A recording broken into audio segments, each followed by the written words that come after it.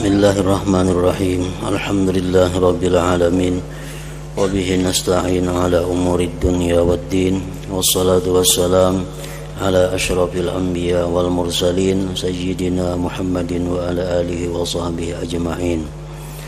Qala al-musanniful imam Hujjatul Islam Abu Hamid Muhammad bin Muhammad Al-Ghazali rahimahullah wa nafa'ana bi ulumihi.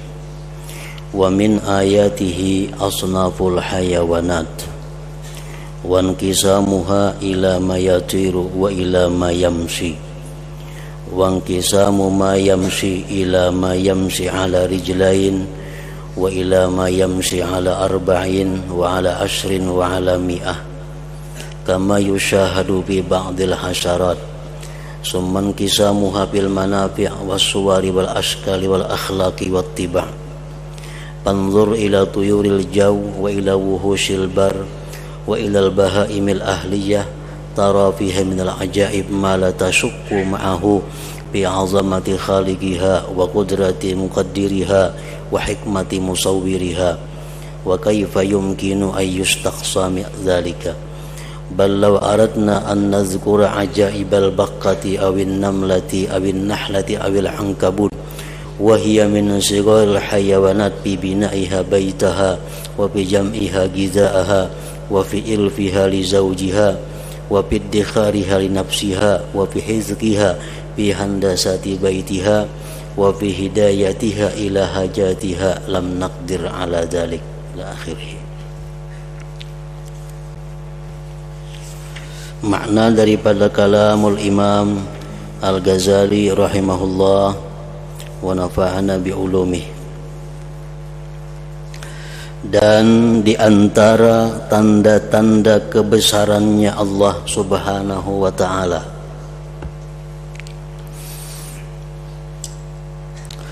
adalah bermacam-macam binatang atau hewan. Dalam bab ini Imam Al-Ghazali masih membicarakan bahan-bahan untuk tafakkur.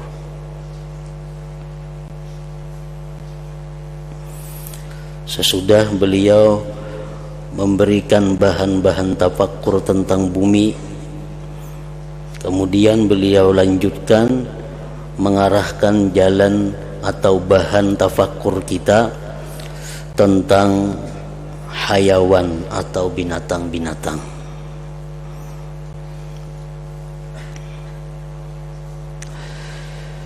Dan di antara tanda-tanda kebesaran Allah adalah bermacam-macam binatang. Dan terbaginya binatang itu kepada yang terbang dan yang berjalan. Ada lagi yang menyelam. Dan terbaginya binatang yang berjalan kepada yang berjalan di atas dua kaki, kayak ayam, itik. Dan kepada yang berjalan di atas 4 kaki, kambing. Dan di atas 10 kaki. Dan di atas 100 kaki. Ada binatang yang mempunyai 100 kaki,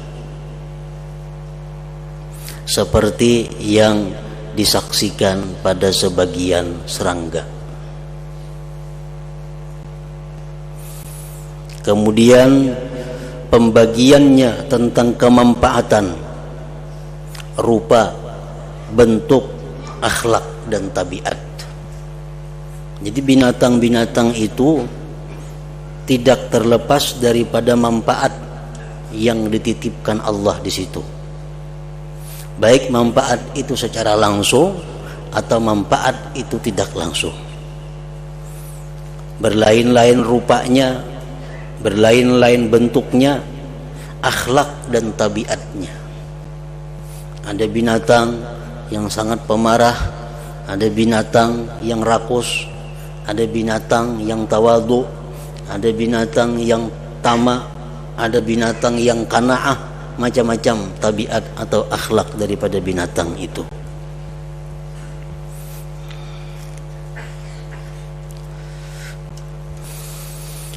maka perhatikanlah kepada burung-burung yang terbang di udara, kepada binatang-binatang yang liar di darat, binatang liar, binatang hutan, dan binatang-binatang yang jinak. Maka kamu melihat padanya binatang-binatang itu keajaiban-keajaiban, keganjilan-keganjilan yang tidak diragukan tentang kebesaran penciptanya dan kemampuan yang menentukannya dan hikmah yang membentuknya, dan bagaimana mungkin diselidiki yang demikian itu secara mendalam. Kada akan mampu, kada akan cukup umur kita kalau kita meneliti tentang binatang-binatang yang diciptakan Allah Subhanahu wa ta'ala tadi.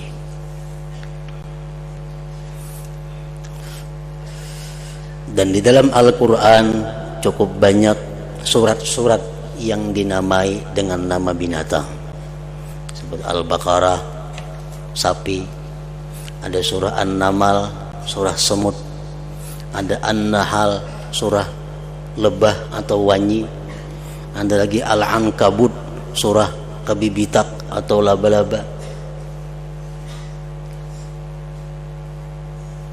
Nama-nama surah itu menunjukkan bahwa binatang-binatang itu bukan sesuatu yang tidak berarti.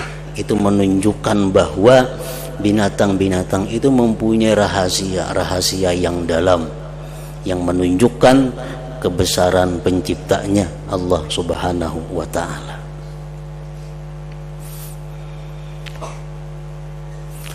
Di dalam Al-Quran Allah Subhanahu wa ta'ala menyebutkan dalam surat Al-Ankabut, surat laba-laba, Mathalul ladzina ittakhadhu min dunillahi awliya kamathalil ankabut ittakhazat baita wa inna awhanal buyut labaitul ankabut law kanu ya'lamun.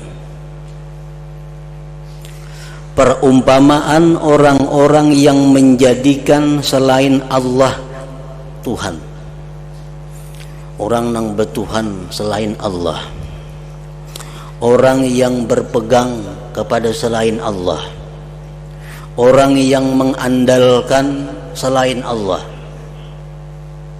Itu Allah mengatakan seperti kabibitak yang membikin rumah. Kalau kita bertuhan selain Allah atau berpegang, bersandar kepada selain Allah, seperti laba-laba kabibitak yang mengulah rumah. Dan bahwa paling lemah rumah itu rumah kabibitak. Paling lemah rumah kabibitak, jikalau mereka mengetahui. Nah, dalam ayat ini Allah menyebut nama binatang Al-Ankabut. Di dalam surat lain Allah berfirman, ya ayyuhan nas duriba mathalun fastami'u lah. Hai manusia, ada satu contoh, maka perhatikanlah.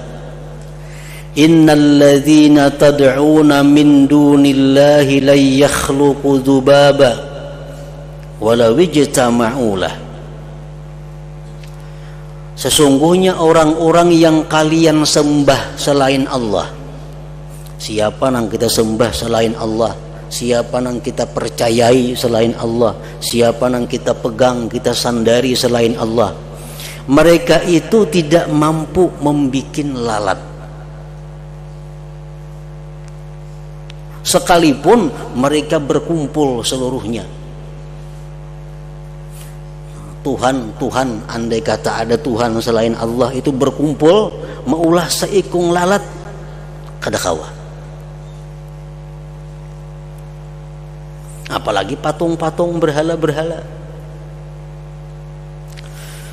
Wa iyyaslubuhumudz-dzubabu syai'a la yastanqidhuhu minhu. Dan jikalau mengambil akan berhala-berhala itu oleh lalat sesuatu, misalnya di berhala itu ada sesuatu diambil oleh lalat, mereka tidak bisa melepaskan daripadanya. Kadang kau menangkis berhala-berhala itu. Da'ufat talibu wal matlub, lemah yang menyembah dan yang disembah. Nah, banyak lagi Allah menyebutkan binatang-binatang di dalam Al-Quran. Binatang-binatang yang halus. Lalat itu binatang halus. Kabibitak binatang yang lemah. Nah, lalu orang-orang Yahudi dan orang-orang musyrikin, mereka itu berkata, ma balul ankabut wa dzubab yuzkaran fi kitabillah. Bagaimana disebut itu kabibitak, lalat dalam Al-Quran? Nah, apa Allah itu? Kalau Allah itu maha tinggi, kalau Allah itu maha besar, Allah itu maha mulia, kenapa dalam Al-Quran itu ada kisah lalat, kisah kabibitak? Itu menunjukkan bahwa Quran itu kada benar dari Allah, ujar orang-orang kafir. Nah, lalu Allah menurunkan ayat, innallaha la yastahi ay yadriba mathalan ma ba'udatan fama fawqaha.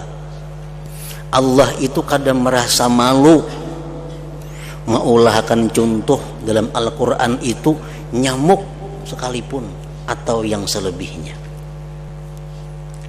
Allah kadang merasa malu, kadang merasa rendah mengulah contoh itu lalat, nyamuk. Kenapa?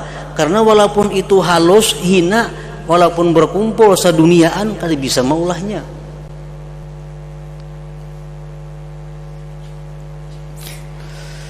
Fa ammal ladzina amanu fa ya'lamuna annahu al-haqqu min rabbihim wa ammal ladzina kafaru fa yaqulun madza aradallahu bihadza mathala. Orang-orang yang beriman mereka tahu bahwa itu benar dari Allah. Orang-orang kafir mereka berkata, apa Allah itu menyebut barang yang hina-hina ini sebagai contoh di dalam Al-Quran?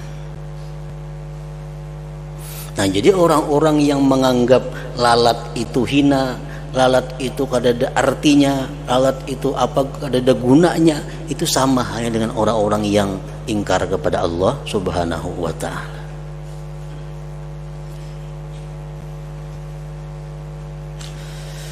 Bahkan jikalau kita hendak menyebutkan keajaiban-keajaiban kutu busuk atau pimpijit, bakkah,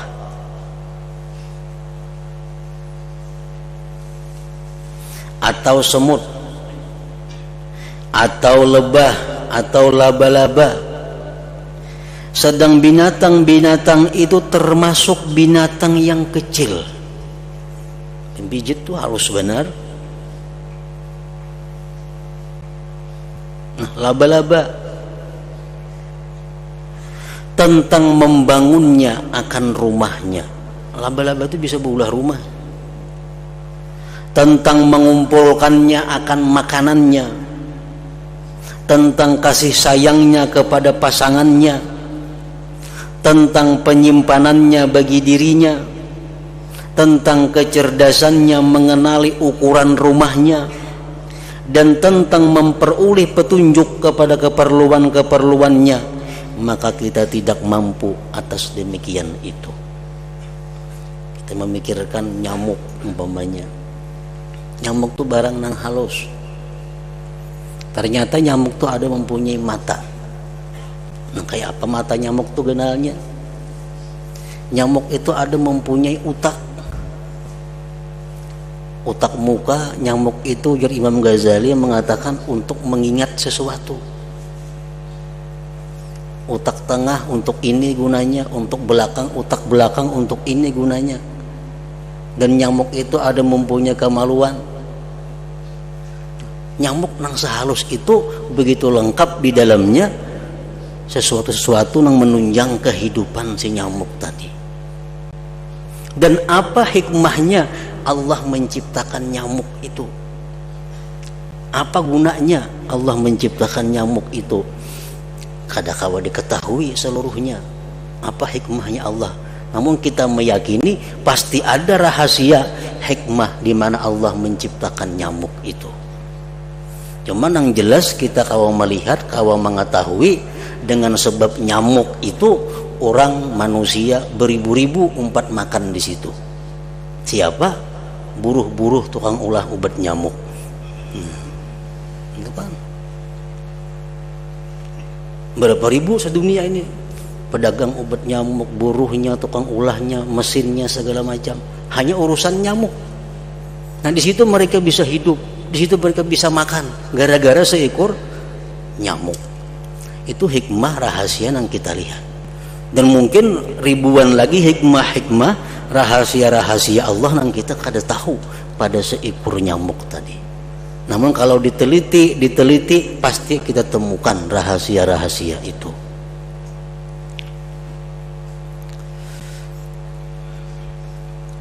Imam Al-Qazwini mengatakan mengenai pimpijit. Pimpijit binatang halus, binatang nang hina. Ujar sidin idza suhikat wa ju'ilat fi suqbatil ihlil nafa'at min usril baul. Pimpijit itu amun dikumpulakan, ditutuk, dikasayakan ke lubang alat kelamin laki-laki nang sakit bakamih, maka itu bisa menyembuhkan sakit bakamih. Nah, jubakan itu. Itu yang diteliti oleh Al-Imam Al-Qazwini.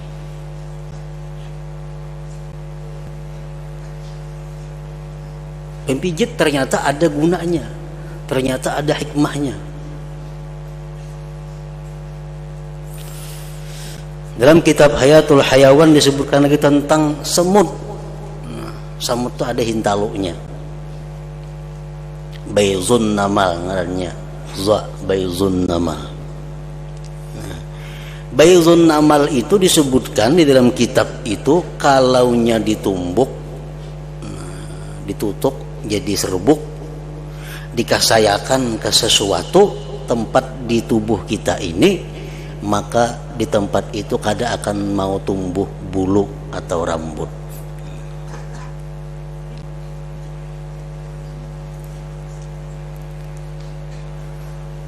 Umpamanya orang ini dibalakan Tuhan bebulu muha umpamanya. Lalunya hendak menghilang larap kada kelarapan harban hari malarap. Nah, jadi dikasai lawan hintalu samut itu, maka itu menegah tumbuhnya bulu di tempat itu. Nah itu salah satu di antara khasiat rahasia daripada ciptaan Allah yang timbul dari binatang yang halus semut tadi.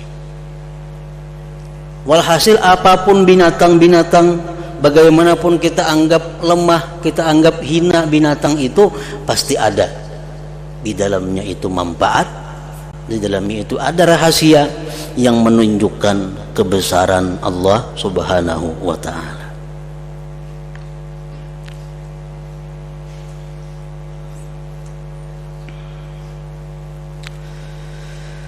Maka kamu melihat laba-laba, maka bibitak nih, membangun rumahnya di atas tepi sungai, lalu ia mencari pertama-tama dua tempat yang berdekatan.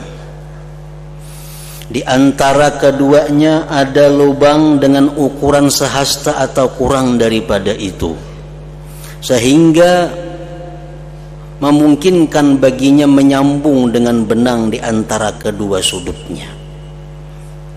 Kemudian ia mulai dengan melimparkan air liurnya menjadi benangnya atas satu sisi agar melekat dengannya. Kemudian ia pergi ke sisi yang lain, maka ia mengukuhkan sudut yang lain dari benang. Kemudian seperti itulah ia pulang pergi yang kedua dan yang ketiga, laba-laba tadi. Dan ia menjadikan jauhnya antara keduanya itu berkesesuaian dengan kesesuaian secara ukuran. Padahal ada bisi mitiran laba-laba itunya. Sehingga apabila ia telah mengukuhkan ikatan-ikatan pembalut dan telah menyusun benang-benang seperti tenunan kain, niscaya ia menyibukkan diri dengan lintangnya.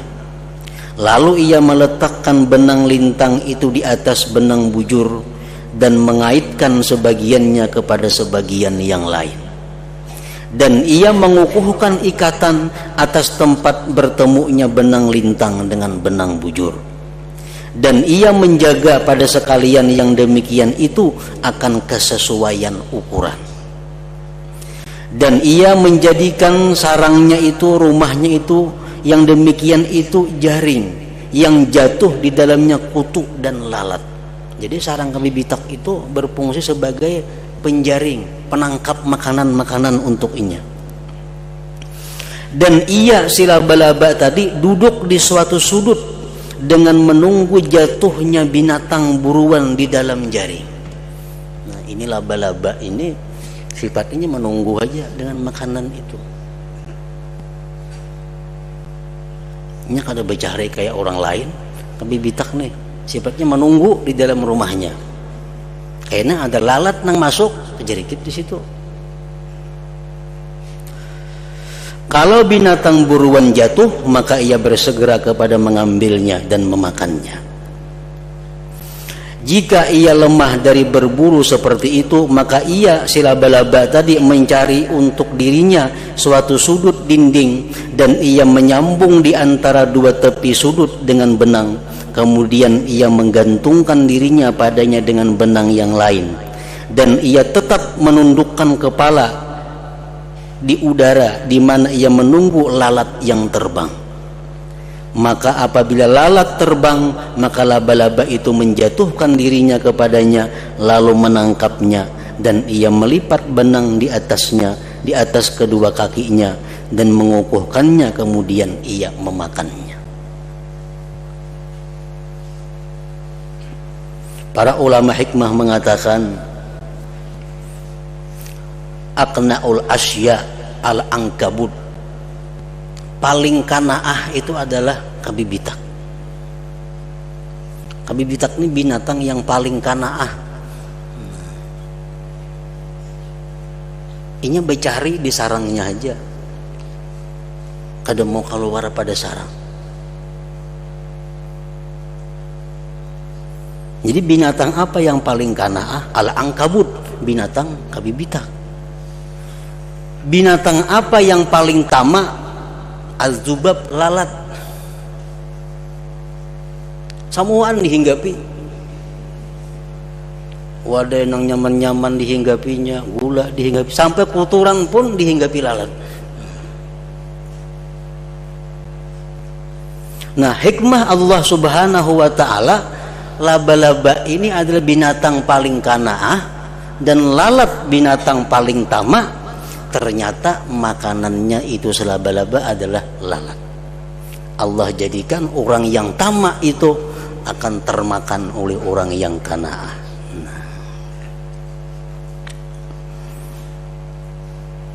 Faja'alallah rizqal aqna'il asya bi ahrasil asya subhanallati bil khabir. Allah menjadikan rezeki paling kanaah binatang kabibitak tadi pada paling tamak binatang, yaitu laba-laba, yaitu zubab, lalat tadi. Fa subhanallah allati bil khabir.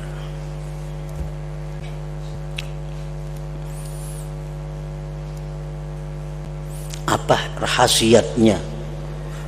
Di situ Allah menunjukkan bagaimana pintarnya laba-laba mengolah sarang, mengolah rumah. Dijelaskan sedemikian rupa tadi.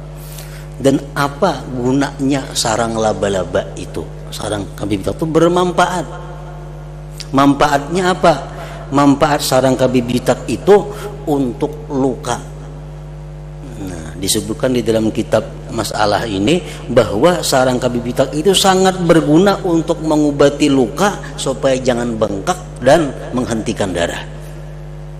Orang tuh luka, nah, ada sarang kabibitak, ambil tapalakan kalukanya itu kada mau bengkak dan menghentikan keluarnya darah.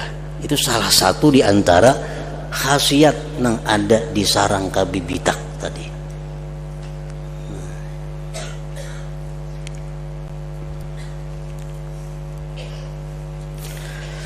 Dan tidak ada binatang yang kecil maupun yang besar kecuali padanya ada keajaiban yang tidak dapat dihitung. Ada kawa dihitung keajaiban.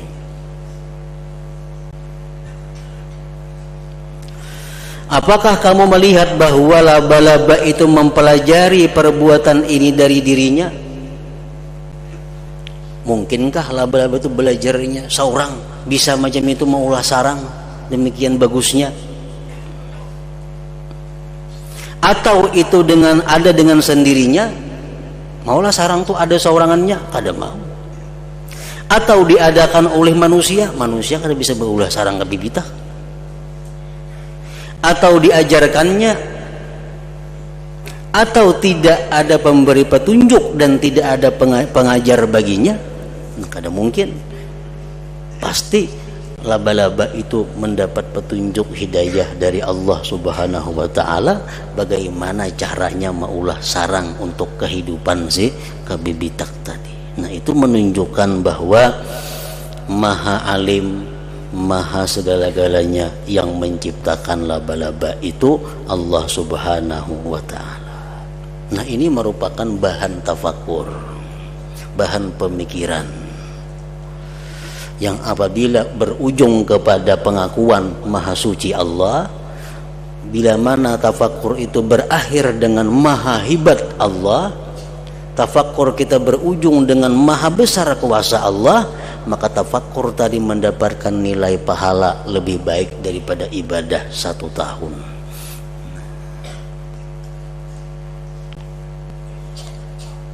Mengapakan yang kita tafakurkan? Bahan-bahan tafakur itu baik pohon, baik binatang, baik bumi, baik batu-batuan.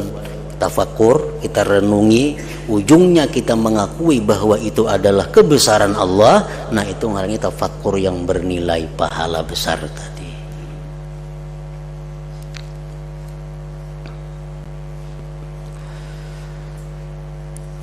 Apakah orang yang mempunyai mata hati ragu-ragu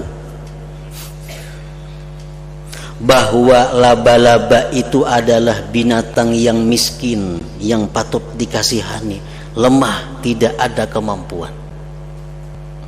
Bahkan gajah yang besar badannya, yang nampak kekuatannya, itu lemah dari urusan dirinya. Maka bagaimana dengan binatang yang lemah ini, si laba-laba tadi? Apakah laba-laba dengan bentuknya, rupanya, gerakannya, petunjuknya, dan keajaiban-keajaiban ciptaannya itu tidak menjadi saksi bagi yang menjadikannya? Yang maha bijaksana dan penciptanya yang maha kuasa lagi maha mengetahui. Jelas itu adalah menunjukkan, menjadinya saksi bahwa yang menciptakan itu adalah Allah Subhanahu wa ta'ala.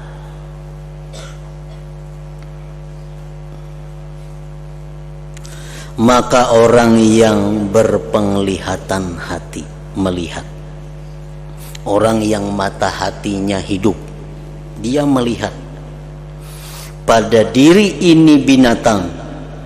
Binatang mengapakah?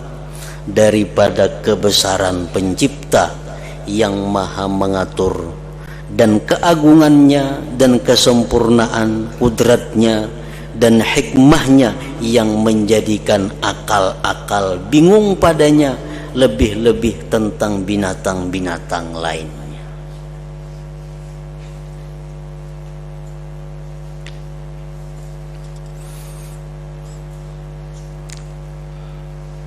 Jadi kalau kita melihat bumi, itu sudah menunjukkan keajaiban Allah. Kita lihat tumbuh-tumbuhan, lebih menunjukkan lagi kepada keajaiban Allah. Kita melihat lagi binatang, lebih daripada pohon menunjukkan kebesaran Allah.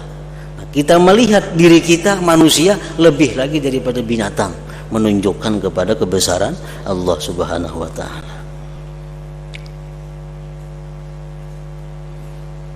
Jadi orang-orang dahulu, para salafus salihin, mereka menjadikan wirid dalam sehari semalam ini ada wirid tafakkur, ada waktu yang mereka sediakan untuk tafakkur ini.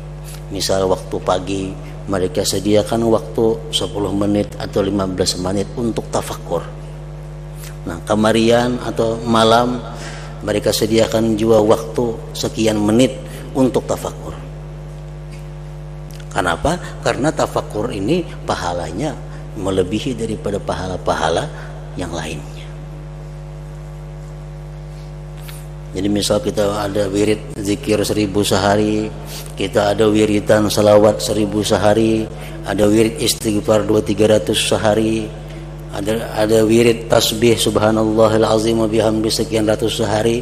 Nah, membaca Quran sekian lembar sehari, maka wirid tafakkur ini kada boleh tidak mesti ada. Nah, apa yang dipikirkan? Banyak bahan tafakkur. Imam Ghazali mengajarkan bermacam-macam. Contohnya bahan-bahan yang bisa kita jadikan renungan, yang bisa menambah ma'rifat keyakinan kita kepada kebesaran Allah Subhanahu wa taala. Bab ini juga tidak ada batasan baginya. Ada batasnya. Kalau kita hendak memikirkan seekor nyamuk saja, ada kawat untung.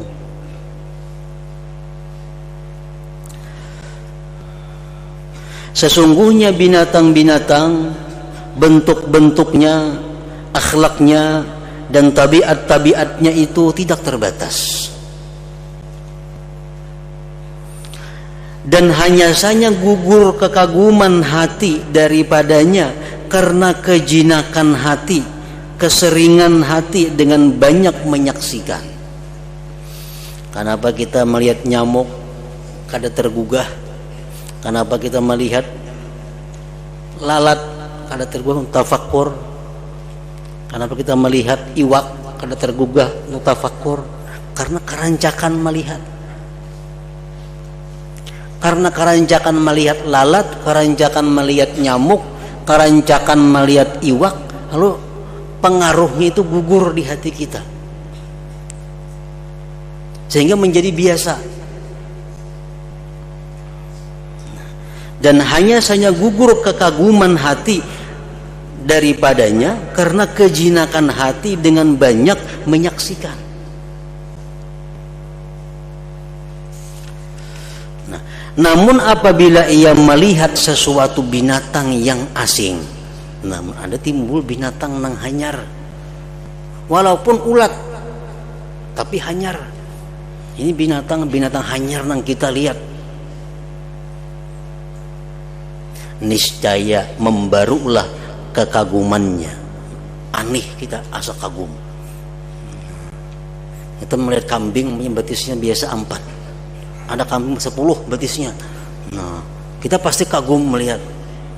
Kenapa? Karena ini baru disaksikan. Niscaya membarulah kekagumannya dan ia berkata subhanallah. Padahal biasa ribuan kambing ada pernah subhanallah, karena kerancakan melihat. Tapi karena ada kambing nang aneh, nang baru, lalu subhanallah, alangkah mengagumkannya.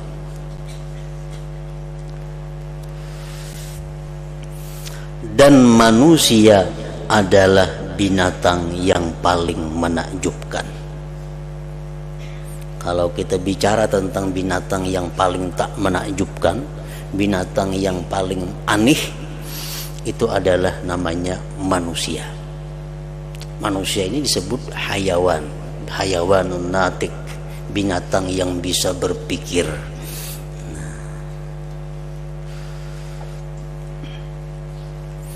Dan manusia adalah binatang yang paling menakjubkan.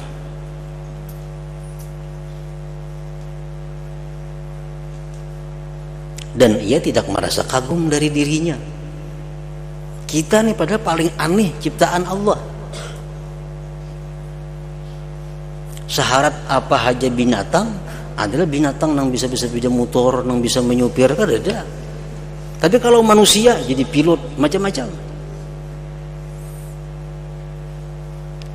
Nah, dan manusia adalah merupakan binatang yang paling menakjubkan dan ia tidak merasa kagum dari dirinya.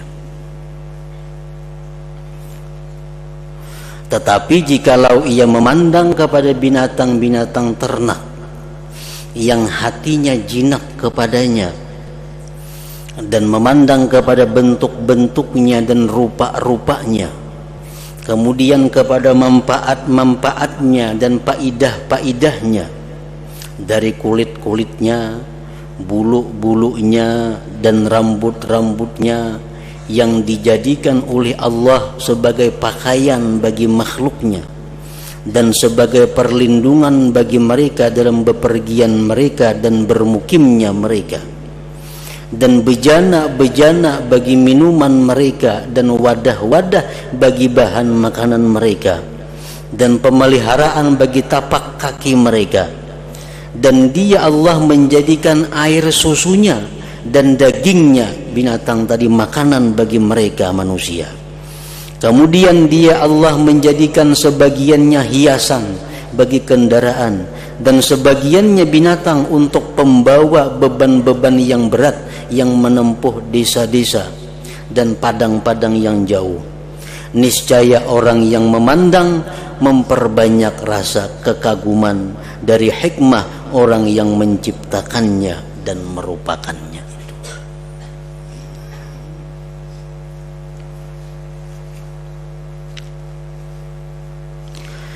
Sesungguhnya Dia Allah tidak menciptakannya melainkan dengan ilmu yang meliputi dengan seluruh manfaat-manfaatnya yang mendahului atas ciptaannya kepadanya.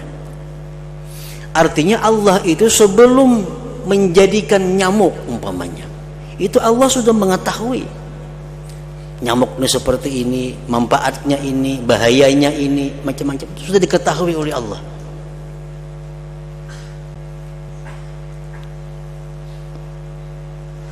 Jadi Allah menciptakan itu sesuatu sebelum menciptakan sudah mengetahui. Maha suci Dia Allah dari semua urusan terbuka dalam ilmunya. Artinya Allah itu maha suci. Kada mungkin, mustahil baru tahu manfaat itu barang sudah diciptakan, kada mau. Begitu diciptakan nyamuk hanya tahu manfaatnya ini nak kada mau. Sebelum Allah menciptakan sesuatu, Allah sudah tahu manfaatnya ini. Dengan tanpa tafakur, berpikirlah Allah mau, kada berpikir. Berpikir itu manusia, makhluk yang berpikir sebelum menciptakan sesuatu. Allah kada berpikir. Dan tanpa angan-angan dan pemikiran, dan tanpa minta pertolongan menteri atau penasihat, maka Dia adalah yang maha mengetahui, yang maha waspada, yang maha bijaksana dan maha kuasa. Nah, jadi kita kada heran kalau ada orang-orang dahulu, orang-orang salihin dahulu berkata, ma ra'aitu syai'an illa ra'aitullah fihi. Aku tidak melihat sesuatu melainkan aku melihat Allah pada sesuatu itu. Kenapa? Karena mereka mengetahui, merenungi bahwa setiap sesuatu itu pasti ada keajaiban yang menunjukkan kebesaran Allah Subhanahu wa taala. Mereka melihat binatang, mereka ingat kepada Allah. Melihat pohon, ingat kepada Allah. Ma ra'aitu syai'an illa ra'aitullah fihi.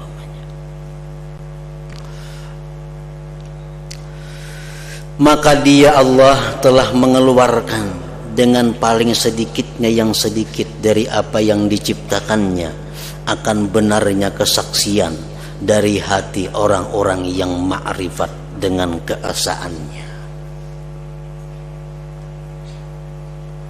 Maka tidak ada bagi makhluk selain tunduk terhadap keperkasaannya dan kudratnya, dan mengaku dengan ketuhanannya, dan ikrar dengan kelemahan dari mengetahui keagungannya dan kebesarannya. Kada usah kita hendak mengetahui tentang Allah, mengetahui tentang ciptaannya aja kita kada sanggup. Kita meneliti pimpijit itu di mana matanya, di mana telinganya, di mana hatinya, di mana jantungnya, di mana urat-uratnya. Itu sudah kada hawa kita. Itu hanya ciptaan yang halus dari Allah. Mengetahui hakikat ciptaan Allah aja kita kada mampu, apalagi mengetahui hakikat tentang Allah Subhanahu wa ta'ala yang menciptakan itu.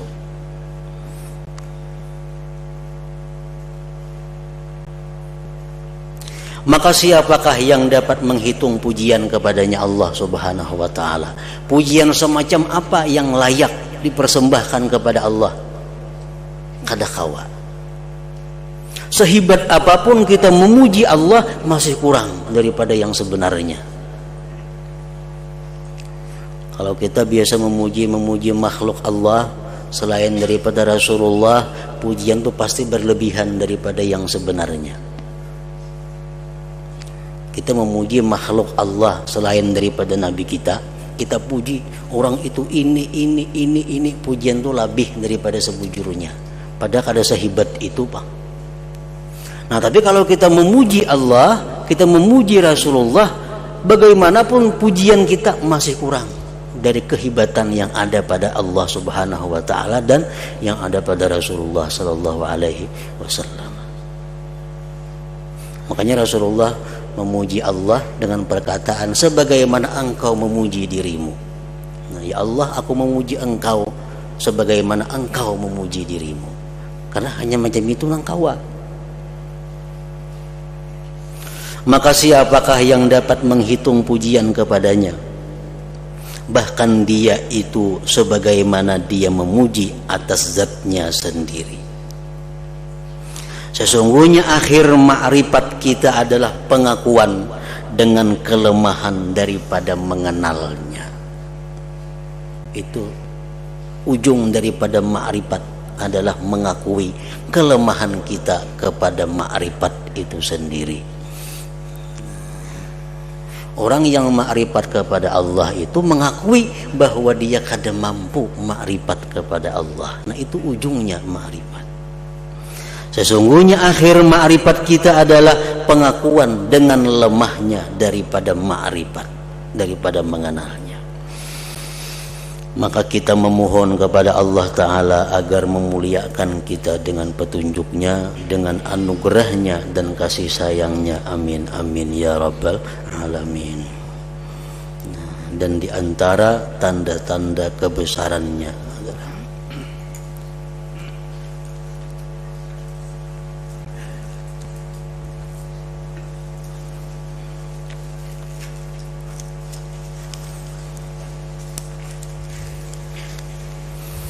afdalul dzikri fa'lam annahu la ilaha illallah Muhammadur Rasulullah, la ilaha illallah Muhammadur Rasulullah, la ilaha illallah Muhammadur Rasulullah, la ilaha illallah, la ilaha illallah, la ilaha illallah, la ilaha illallah, la ilaha illallah. Allahu Allah, Allahu Allah, Allahu Allah, Allahu Allah, Allahu Allah, Allahu Allah, Allahu Allah, Allahu Allah, Allahu Allah, Allahu Allah, Allahu Allah, Allahu Allah, la ilaha illallah Muhammadur Rasulullah, la ilaha illallah Muhammadur Rasulullah, la ilaha